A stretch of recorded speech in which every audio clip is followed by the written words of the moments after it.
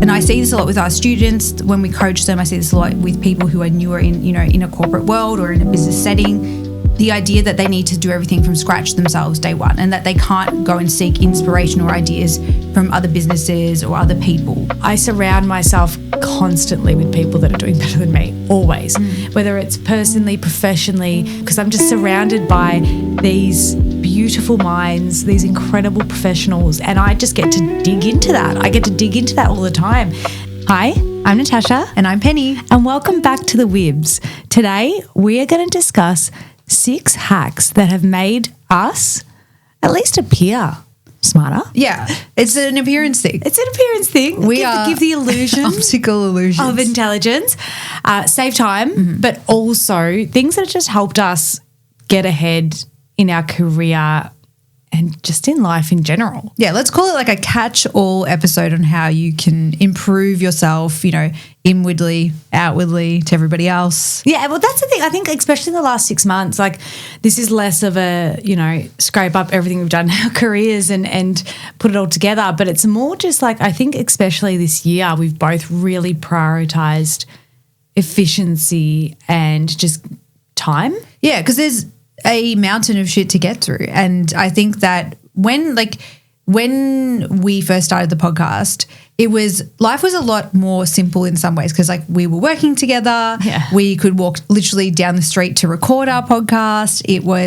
You didn't have to be as efficient, quote unquote. Yes, life was busy and yes, we had stuff going on, but now we both work in different locations. We both have different remote days. We are not in the same office anymore. So I think we had to get that in that sense of leveling up, we had to get more efficient. So we juggle a lot. There's a lot to juggle. And, I think one thing that is incredibly relatable to any person that I've spoken to that listens to this podcast is they're the exact same. Yes. We are all juggling a lot. So if there's a little things that we've kind of come across that we think that can help, essentially this is you've got full VIP access to our group chat because I tell you right now, every single thing that we find that helps us goes straight into that chat. Yeah, and they're very much like when Tash and I were sitting down to plan and talk about this episode, because there are things that you do instinctively that you're like, oh, it's not really a hack, or it's not really something that really levels me up in any way.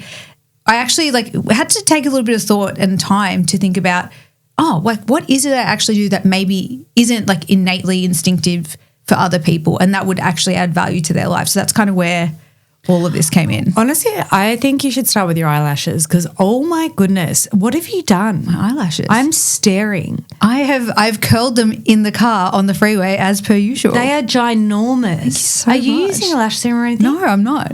Oh my Jesus! I've just been staring. I'm I didn't even know what you said the last 2 minutes. I'm just enamored. I'm thank what? You so much. I have extensions that get put on every single one. It's an hourglass mascara. Maybe that's a hack. Oh my a tubular goodness. Mascara. That I just can't. You look at the video. If you're listening, look at the video. I can't. I'm batting my eyes at you. They literally look like fake ears. They look so good. Well, they're not. Really good. There's an extreme aggressive amount of curling. Yeah, that's fine. It's part of it. Never let them regrow by themselves. No. Squeeze them down to the bone, and then I'm no better. Mine are covered in glue, so and together we have one normal set of eyelashes. So we're doing really well. But this tubular mascara, very, very good. So there you go. There's the hack. I think I actually hate mascara. So my hack, call it. You know how they say high maintenance to be low maintenance. Yes. My hack is literally eyelash extensions. It's not groundbreaking, but for me, it cuts down my time to get ready, time to finish up in the day. I don't have to scrub my eyes and rub them. I just went a couple of weeks without them just to be let them live a little bit. Be a wholesome, natural queen. I went back to my roots. I was trad wife and, beautiful natural lashes for a day. And it just adds so much time to my day, to my get ready time. And, you got to be out the door really fast. My makeup routine now, I've got it down to 20 minutes. If I'm not done in 20 minutes, and that's everyday makeup. I love a good Saturday with a spritz. Yeah, but 7 hours. I feel your pattern. This is taking a turn, but I like it. I feel like the way that you do makeup is you're an artist when you do it. I've seen you do it. Remember when you had to do Leah's? Okay, tell a story. This story for me, is we need photos. She'll let us. We will I'll beg her. put photos in these clips, but okay, we promise we'll get back to the hacks in a sec, but this is the story we're telling. You need this. You desperately need this story. Beautiful bride-to-be, Leah. Beautiful, stunning. Was so excited. We planned this amazing hens.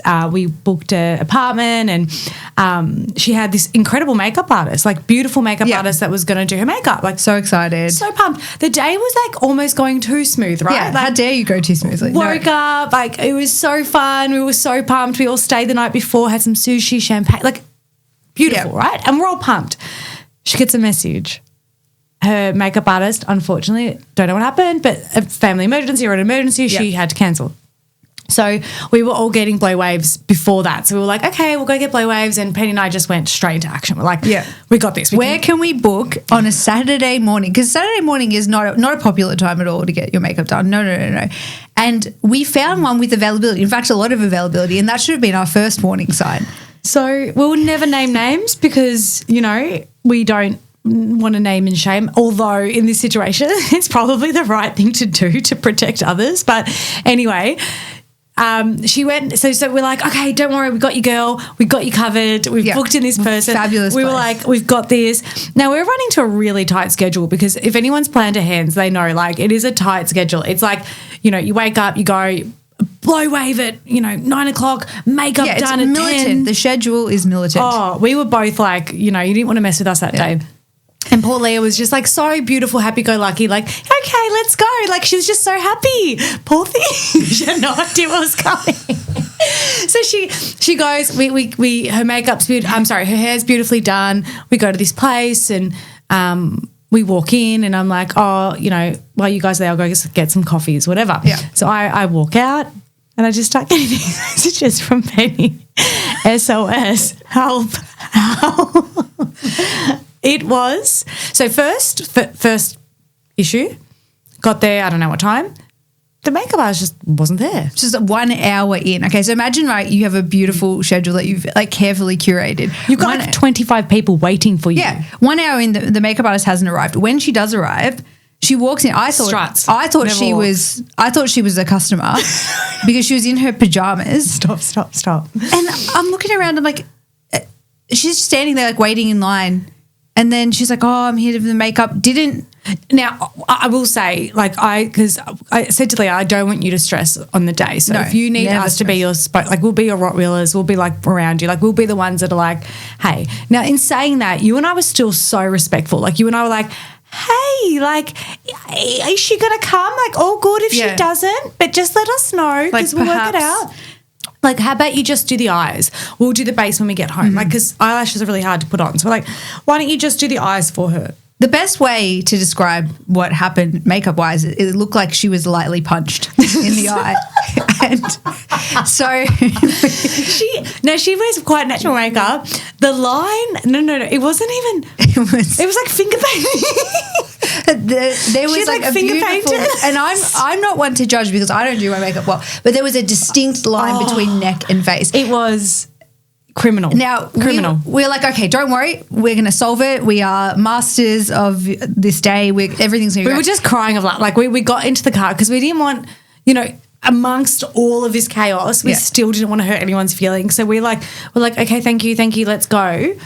We went. She still had to pay. Like it was perfect. An hour late. Just did her eyes, finger painted her face. Was very angry, very disinterested. Angry. I don't know why she was angry. I don't know what we did. Because we woke her up out of bed because she was in her pajamas. It was perfect. So Tash and I went, got false eyelashes, went to the chemist. Now, the fun part is the Airbnb we're at, no aircon, 30-degree day. Yeah. Beautiful. The perfect way to do makeup under stress. Is we had 10 minutes. 10 minutes, yeah. Because we had to be at this place.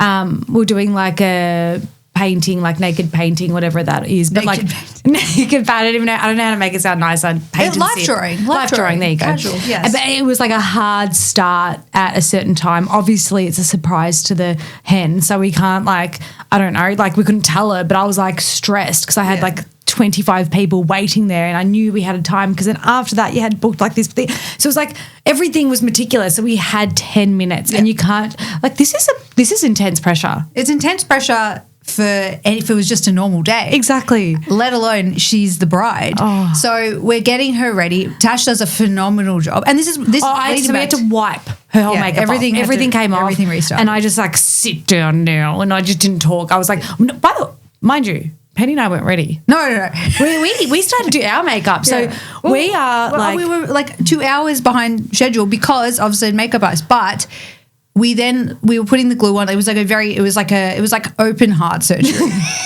And I'm like, okay. You've never seen two women just lock in. Yeah. Like we were just focused. But if we can do that, we can get through anything. So I think the hack in that is like you're all good at makeup and eyelashes. Well, we did it. She looked stunning. I had did. a beautiful portrait to work on, but within 10 minutes we had her looking beautiful. Yeah. Within 4 minutes I had myself looking okay, and we just had to run out and we had the best day ever. We had the best day ever. But sidetracked, but that was, oh my God, that story, I have to show the photo because it is just beautiful. It is just everything your most special day, second to your wedding. I love hens. I think they're the most fun. Was that?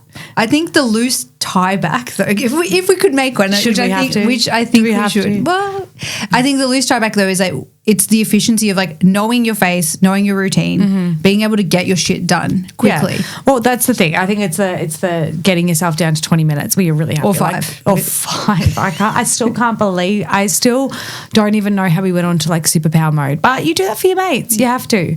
You do it. You definitely do it. Okay, but I want to talk about the ones that we actually went through yesterday because we have some real gold nuggets in there, and I want to hear about your actual shopping hack. Please tell me. Okay, so I am in my dinner party era. Yes, you are. By the way, I hate cooking. Like the idea of cooking, like it's like physically. But you're so good at it. Makes me like, oh, I think I associate cooking with just like work, but work that I don't want to do. Yeah.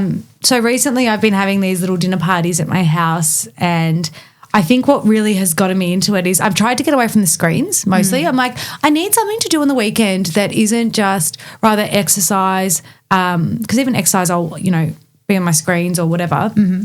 I need something that's like completely screen free. So I've just started like doing these dinner parties, but for me where it makes it exciting for me is make it creative. So turn it creative. So I need a theme. Like I did a Greek one, and then when I had you girls over, I did an Italian theme, and I was scrolling TikTok to come up with like what to do because I was like, Greek really, I am Greek. So for me, it was quite easy to know what to do. We've got a slow cooker lamb, I was quite, versed in what to do for that. But the Italian one, I was like, I don't know, I want something different, like interesting. And I came across this hack that quite literally just itched my efficiency scratch. I needed this to just go to get excited about it. And what it is you look up on the Woolworths app the recipes. So I typed in Italian and I found like 3-4 recipes that I loved. So like one was like the fried tortellini, like dippers, and caprese salad and slow cook. And I looked up slow cooker as well because I really liked using that. And it came up with like 3 recipes. You just click add ingredients to cart. So good. And I got it delivered the Saturday morning. So I didn't have to shop. For it. You can if you've already got the ingredients, you can remove it. Like it's very, very versatile and flexible. But it meant that Saturday I just woke up. I had all my recipes ready to go. I had my timings. I could put it in, and I am a complete beginner. Like second to that, I had ChatGPT the whole way. I was like, okay, take a photo, upload it. It's so good. Is this what it's meant to look like? Like that's what I would do. People don't talk about it enough how like great it is for also like on addition validation, but also like to be like, okay, I have these like odd niche like specific questions I ask it all the time, or like like what? Like if ChatGPT is a whole episode on for like cooking, like specifically, I'll be like, because I never have the right ingredients for anything, and I'm like, this recipe is elaborate, and it's like 47 different things, like flaxseed and shit like that. Anyway, and every time I'll be like, okay, I don't have this, but I have that. Can I substitute for it? How much? What's the ratio? What's the measurement? It's genius. I need alternative. Yeah. Because I'm like, well, I don't know, like the right amount, or like they'll be like, this is like 400 grams of flour. I'll be like, well, what's that in like teaspoons? Because that's what I have available to measure things out. And like, yes, I do the same thing. But like, it's a hack because I'm like, I feel like the like cooking and also efficiency of like what I can use in my like pantry is increased so much because of that. That kind of leans into that second hack that you and I both definitely share, which is our voice note to ChatGPT. Like, I believe that has significantly changed the way I do things. Like even from like communications side. So one thing I've done, which I don't know if it's good to admit out loud, but when it comes to dealing with different people in work, everyone's got different communication styles, I think. And sometimes what you think someone's saying or like how you think someone's communicating with you, you've got a completely different perception. So like someone might be short and you're like blah, blah, or they might ask you a question. Like one thing I do a lot, which I need to get out of this mode, is when someone asks me something, I feel like I almost have to like overcompensate when I reply back. It's almost like, yeah, I've done this and I've done this. Or when someone sends me something, like a clip of something or like a cool idea, I've almost got to come back and be like, yeah, I've already seen that. Like it's annoying for the other person to work with someone like me sometimes because I'm trying to like, you know, prove myself in different areas, not all the time, but I can see when I do it, when I'm like I overcompensate in that area.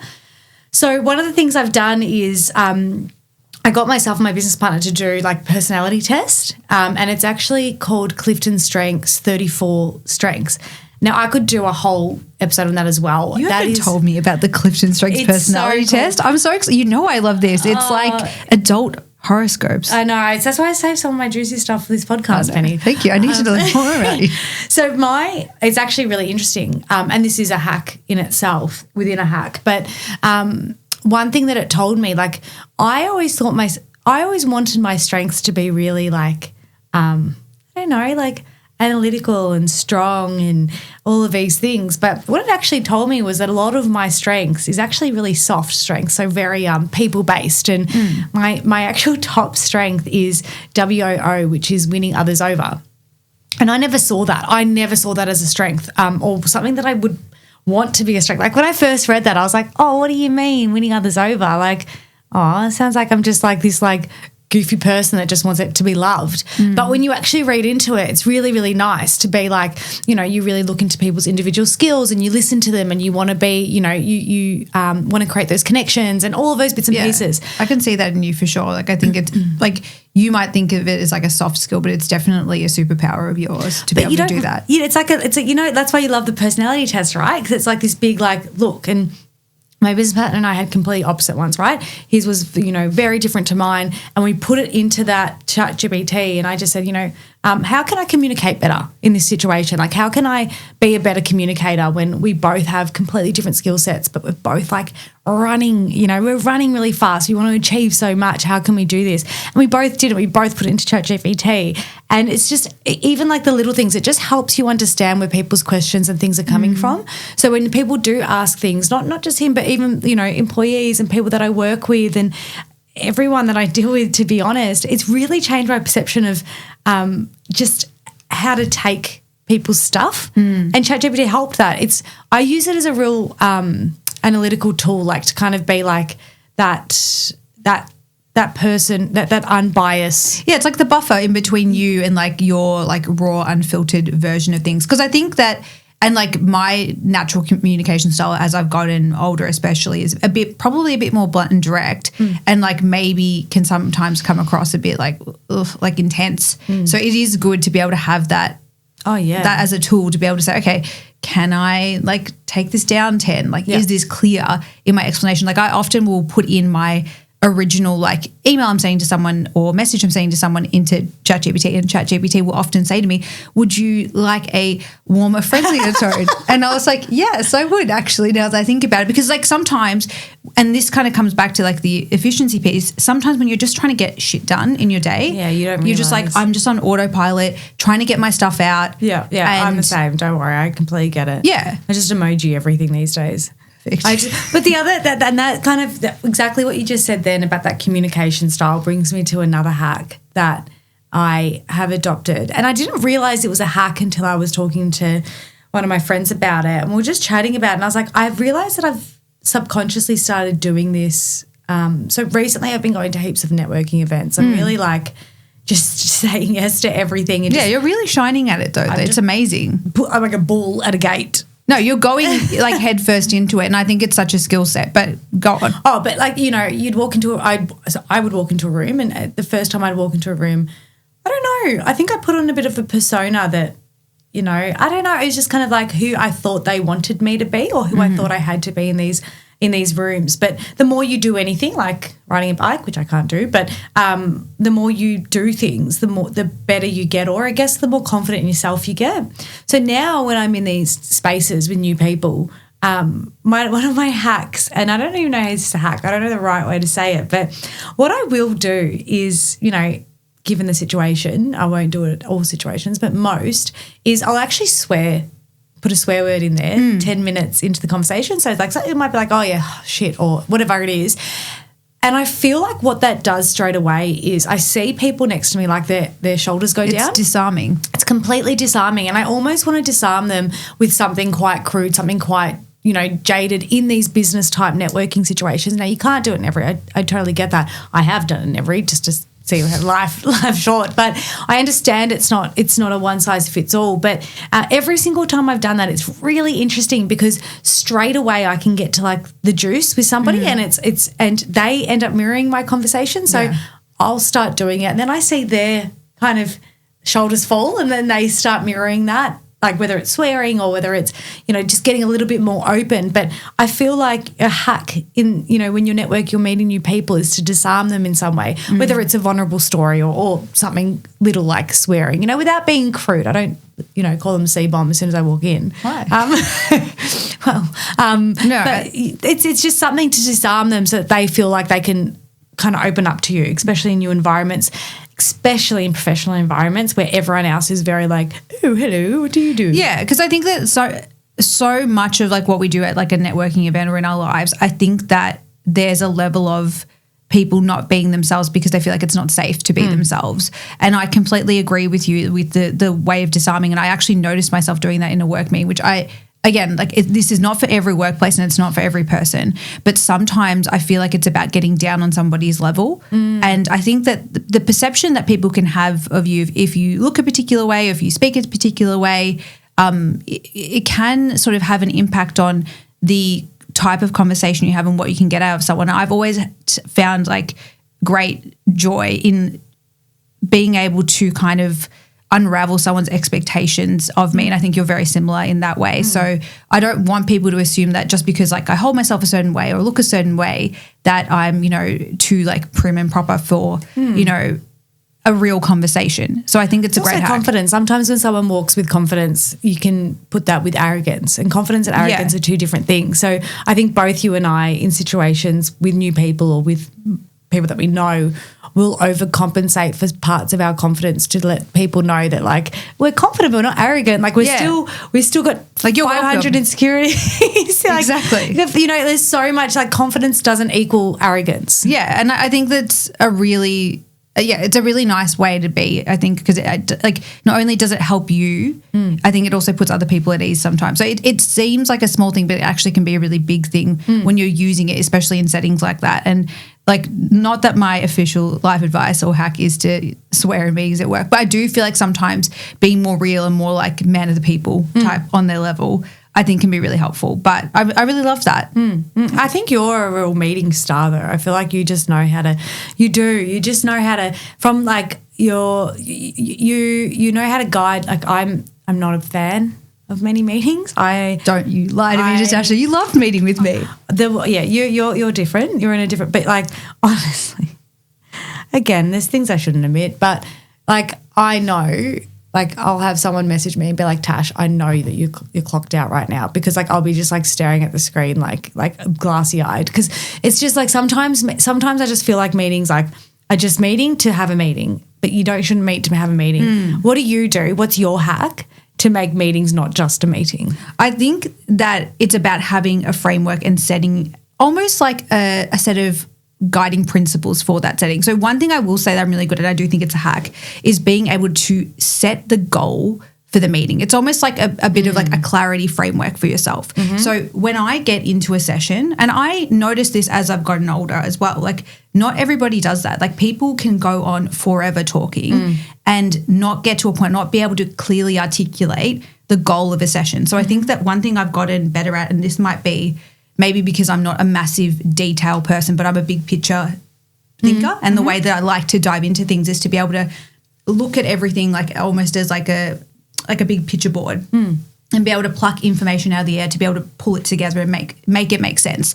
So what I like to start with is, why are we here today? What do we want to walk away from at the end of this meeting so we can actually feel like we've used our time in a really succinct and positive action-orientated type of way. Yeah. So I think being able to, have a core goal, know who we're talking to, know where the deliverables are going to lie, and being able to say, okay, and at the end of this session, being able to keep everybody on track to be able to get you towards that, because not everybody does it. We walk into sessions sometimes and I think people are very much there for themselves, and an agenda and being able to walk away with a clear set of deliverables and action items from a meeting or session is actually more respectful and I guess more acknowledging of other people's time. 100% it is. I think that sometimes people, when it comes to meetings, it's a checkbox versus actual help. Yeah.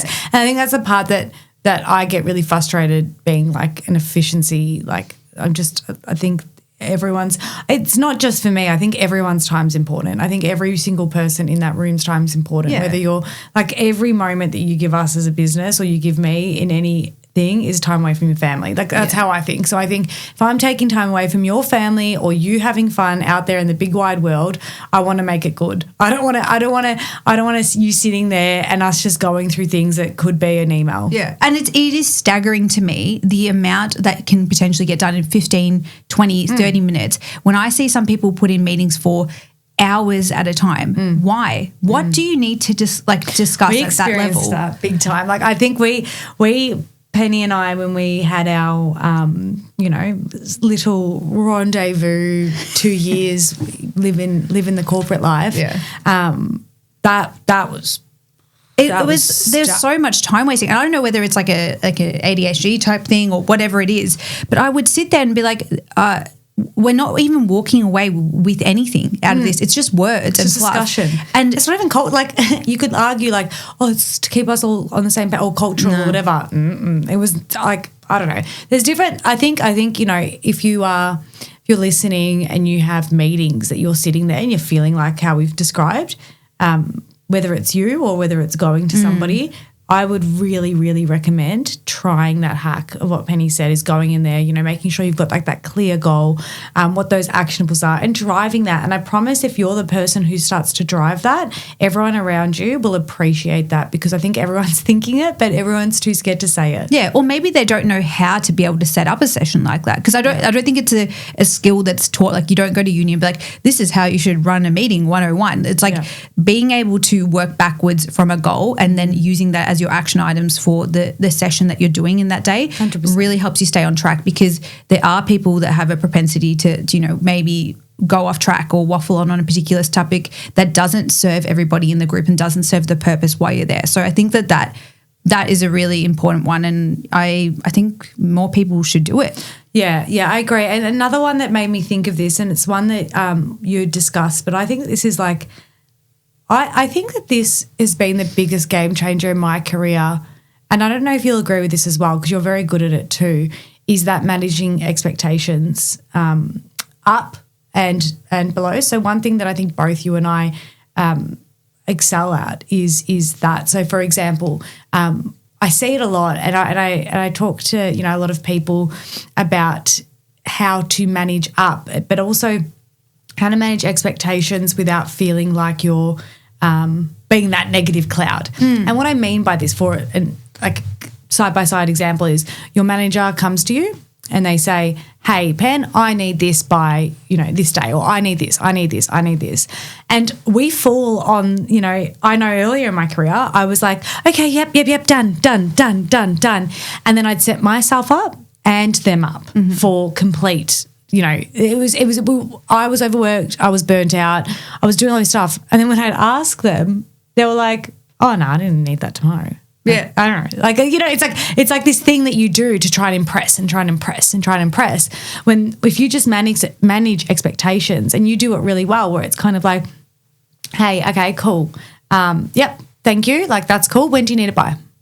How important? Like, what's a priority for this? When do you need it by? Okay, cool. You need it by next week? Beautiful. I'll have it to you by next week. Done. And your ability to communicate that, I think, I know when early in your career, like I was there with you early in your career to now, like your ability to do that is, I think it's one of the best skill sets that you can have. I think it does take time. I wish I had that earlier in my career. Yeah, because you don't have the confidence, I think, initially to be able to say it's okay to ask for when something's required by. And I think maybe it's more of a predominantly female trait, but it's like the overcompensating, wanting to overachieve, wanting to be able to be like, I can get it to you tomorrow.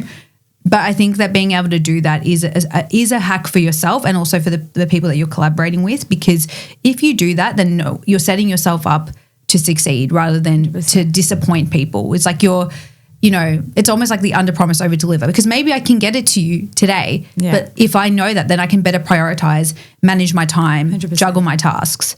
And it also shows both management, employees, wherever you are in your career, whether you've got employees or you are an employee, it shows them that you're really taking, like you're really respecting their project. So if they've given you a project and you come back to them and say, can you please, provide me with a deadline, it's actually like, I wish I did that earlier. Whilst I didn't do it earlier in my career, I wish I did, because I think that would have been more impressive. That would have impressed my managers, the people I worked with, more than me just saying I could do it all. Because what it would have set me up for, or what it would have shown them, is that I'm actually a really good time manager and I can look at something and I can prioritize my time. But I just didn't know. Like, you don't know what you don't know. And for me, I really thought that if I did everything yesterday for everyone around me, including my employees, that I would be absolutely setting us all up for success. And what it ended up doing was I was doing it all. I wasn't empowering my employees at all because I was just doing it. I was burnt out. I was resentful because I was doing it. I was frustrated because I was doing it. And they were just none the wiser because they were just like, oh, Tash got it. It's you and I were talking about this, and I think we should do an episode on this one day. But it's the idea of like the competence, like if you're overly competent and like being almost like taxed as a result. Like, I'll just give it to Pen, she'll do it. Yeah. I know it'll get done. Like, I just know it will get done. Which I like, and I know you're exactly the same in that. It's like, it's nice being a safe pair of hands to be able to do things. But I think that it's better, and it's better to use your voice in these situations to be able to give yourself a bit of buffer and a bit of time. And I think the other thing, like while we're on the topic of work and like the idea of like what you can and should be doing, like one thing I will say, and this is like a hack or maybe like a phrase I say a lot. It's like, it's always easier to be the editor than the writer, right? And one thing that I noticed, and I think you and I are both really good at doing this, and it's actually something that your business partner like says a lot, and it's like the looking at where success leaves clues and like what you can be doing, and the point I'm getting to with this is the idea of like almost like a borrowed genius system when it comes to creating content, when it comes to looking for new ideas. And the reason why I wanted to bring this up is because, and I see this a lot with our students when we coach them, I see this a lot with people who are newer in a corporate world or in a business setting, the idea that they need to do everything from scratch themselves day one, and that they can't go and seek inspiration or ideas from other businesses or other people. 100%. I think that's a really good point. And I think, we used to use that form of hard work as a badge of honor. I know I did, and I know you probably can relate to that, where it's like, I want to get it done myself. I want to get it done myself. I want to be the one to do it. I want to be the one to do it. And what I realized was, and I'd get frustrated when other people didn't, when I would see people going out and building businesses, and I'm like, but you didn't build it. You've got a team to build that. Duh. That's what entrepreneurship is. That's what businesses is. And I actually realized that the juice is actually in the people that you can bring up. It's not in you doing it all. It's actually the juice is in being able to empower people and upskill them. And that's where the real, if you can see somebody else doing something that you once did but better, I think that's a huge badge of honor versus you like just scrambling for hours and hours and hours and end to get it done for a badge of honor. And you're right. The success leaves clues, like that whole pathway of having help and whatnot. Like I surround myself constantly with people that are doing better than me, always, whether it's personally, professionally. I'm in a group called EO, Entrepreneurs Organisation, which is just like incredible because I'm just surrounded by these beautiful minds, these incredible professionals, and I just get to dig into that. I get to dig into that all the time. Now, I wouldn't be where I am professionally without being able to tap into people, tap into their minds, work out how they've been able to, you know, manage situations, grow their business, grow their wealth, you know, to be surrounded by people like that consistently and find networks, whether it's not that one, it's other networks, and just be with people. We spoke about our board of advisors, like, you know, be around people that can help you get there, I think is such a life hack, because it is the people. Actually, I went to an event last night, Larry Kesselman, I don't know exactly his name, I'll put it down. He was the co-founder of Dodo. Okay. So just casually, right? Just casually. Hugely successful. I don't know how to say his last name, but I'll put it in the show notes. But hugely successful, like incredible. And he spoke to us about his career, and he's in like the top 0.1% in wealth in Australia. Like he is like the next level, right? And he spoke a lot about different things, resilience, how important that is, and absolutely like. But one of the biggest things he said was the people you surround yourself with, and how he's constantly surrounded by an army, and he couldn't be who he is. He couldn't have the businesses that he had, the wealth he has, without the people around him, whether it's professional help that he's had through, you know, people helping like housekeepers and things like that to help him, like, you know, take the load off there. Run his life. Or his friends, or his mentors, or his business partners.